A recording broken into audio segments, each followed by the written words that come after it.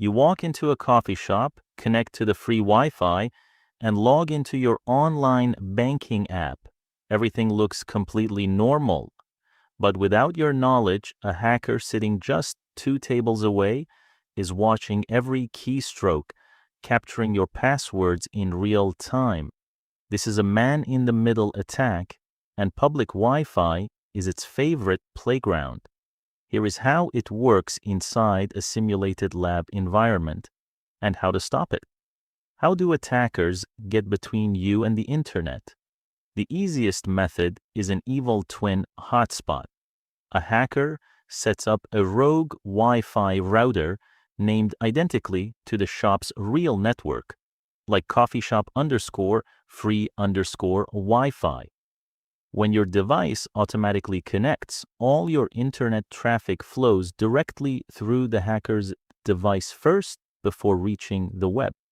Even on legitimate public Wi-Fi networks, attackers can perform ARP spoofing. In a lab setup, the attacker sends fake messages across the local network, tricking your laptop into believing the hacker's machine is the actual network router. Once tricked, every message you send passes through them.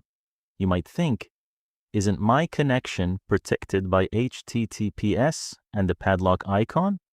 Enter SSL stripping. The attacker actively intercepts your requests to a secure website and forces your browser back down to unsecure HTTP. To you, the site looks identical, but the encryption is gone, leaving your passwords and session tokens exposed in plain text. Defending against man-in-the-middle attacks on public networks comes down to 3 basic rules. First, never join open public Wi-Fi without a VPN. A virtual private network encrypts your data end-to-end, rendering intercepted traffic completely unreadable to attackers. Second, disable auto-connect to open networks on your mobile devices to prevent automatic connections to rogue hotspots. Third, force HTTPS everywhere and pay close attention to browser security warnings. If a site throws an SSL error on public Wi-Fi, disconnect immediately. Public Wi-Fi is convenient, but without the right precautions, it's an open door for hackers.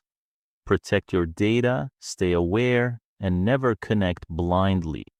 If you found this video helpful, make sure to hit that like button, drop a comment below with your thoughts or questions, and share this with a friend who always uses public Wi-Fi